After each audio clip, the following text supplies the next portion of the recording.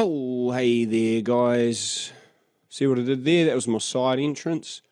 Just wanting to be different. Don't want to be like the last piece of content or the last piece that you watched. So I'm mixing it up. Where am I in the world? It's Monday again. I'm somewhere else. If you get it right, good luck. It's cold. It's hard to spell off the top of your head, and it's dark a lot. I've been here. This is virtual at this point in time. I'm not actually here, but if you guess right, then you get to hang out with me and I'll help you with the audio visual for 30 minutes for nothing. People are responding, people are bouncing ideas off me about where I am in the world, and then they're getting to hang out with me, and I'm actually loving the fact that I'm adding value to people through that method, because that's kind of really all this content's about, is actually adding value to you guys so that something good happens for you in your audio visual world. This week I'm talking about confidence on the microphone. So are you one of those people who is getting in the way of yourself when it comes to pushing your career forward, getting a new career started, working on voiceover work, doing narration, doing podcasting? Oh no, I'm not comfortable in front of a microphone. Are you getting in the way of someone else hearing your message that should be heard because you're not feeling confident in front of a mic? Hopefully something that you learned today will actually help you with that. Maybe get you across the line, get you started, because that really is huge. If you need more help, look, I'm always available. I'm always ears. I love listening, and I almost as much love giving good advice where I can. Okay, so reach out if you're struggling with your confidence in the mic. But here are some of my top tips so that you don't have to listen to me ramble all day. The first thing I want to say is practice. Practice sitting here in this situation. It's not that comfortable having a microphone stuck in front of your face, especially if you're not used to it. If you are used to it, you weren't used to it in the beginning. And everyone needs to remember that, is that nobody starts great at anything. That's really a key point here, okay? No one starts great at anything, and anyone who looks great in front of a microphone started off rubbish. Okay? Eventually, with time and practice, they were able to present the pieces of information and create the content that you've seen them do recently and go, man, these guys are crushing it. It's like, wow, they weren't crushing it early. I promise you that. No one's good at anything from the beginning, all right? So practice, it builds confidence, it refines your product, and it prepares you for being amazing when you need to be. So if you're reading a script, if you're doing narration work, if you're doing ad-lib podcasting stuff, there's only certain moments, a very small percentage of the time, where you have to be actually really on point. For example, with a script read, you get given the script, you can go and practice. Then on the day you go into the studio and you deliver. That's when you need to be good, and practice helps you walk straight in there like you own it, like a total boss, and then you get that stuff done and everyone's happy, right? You are happy, which is important, and so is the customer or the client or the producer or whoever it might be. Practice.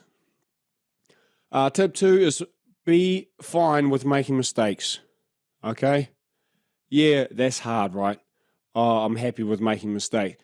Sorry, but again, if you want to be great at anything, you're going to have to make mistakes. We're all humans, and in this case, we're talking to other humans who also make mistakes. Do not forget that, okay? It makes you relatable. If you want to see relatable, have a look at my last week's video. The first thing I did was acknowledge that I ballsed up, okay? It doesn't always go right. It doesn't always go to plan. And the beauty about a lot of the content that we're creating is it's only being recorded and it isn't actually live, okay? So if you're doing a live presentation, tricky, you got to be on it.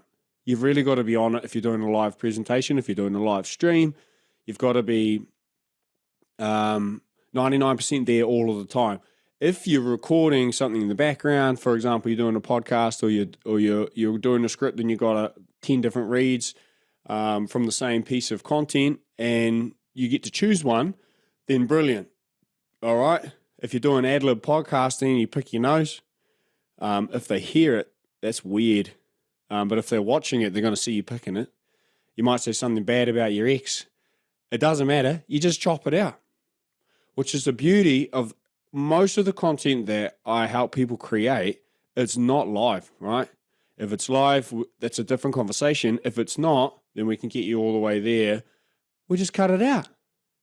You can say the worst thing in the whole world and no one even knows.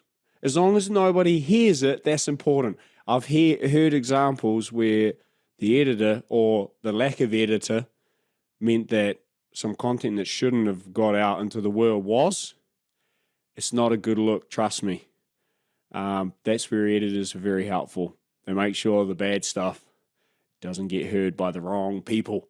Get comfortable having conversations that are not in your comfort zone, and get comfortable having conversations that are.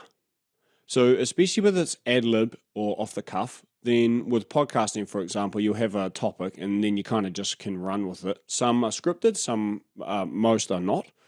And you think, wow, how do they get their words right every time? Often they don't. Remember, you can cut things out because podcasts aren't live. But when they do, it's because they're well practiced at having conversations that they do well with, that are in their wheelhouse, and they've also practiced having challenging conversations that they wouldn't normally have, so that when the podcast potentially goes on a different bit of a windy road, they can say the things they want to say that align with their values. They're on point with their delivery. They use the right words, and they get their message across in a way that they're proud of because they've had practice having conversations that are easy and are difficult, preferably in front of a mic.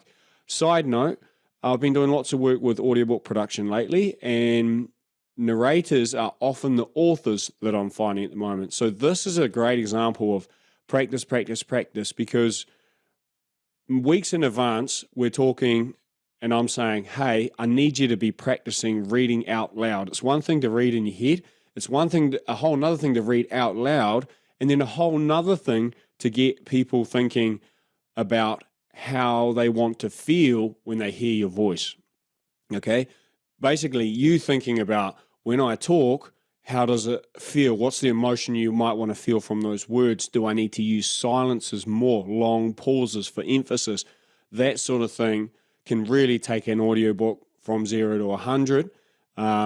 So practicing, especially for first-time narrators, is really, really important. So let's wrap this up.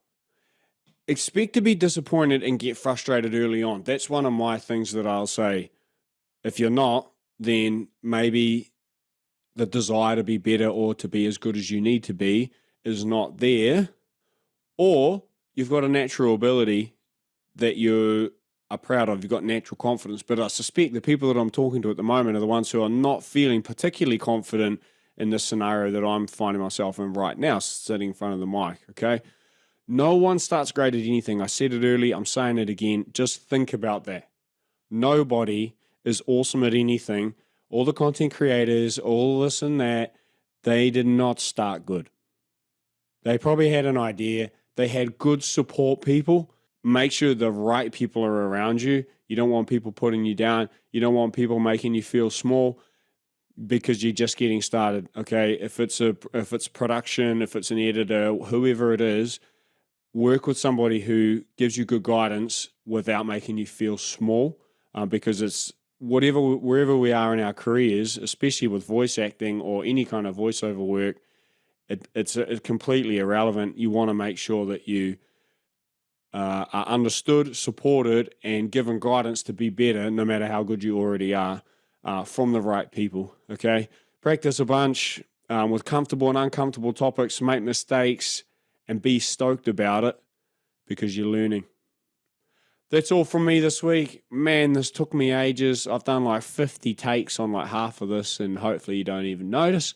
Reach out if you need some more help around confidence on the microphone, and I am more than happy to give it to you. Be good out there. Have a great week, and I'm looking forward to seeing you next week. Don't know what I'll be talking about. Bye.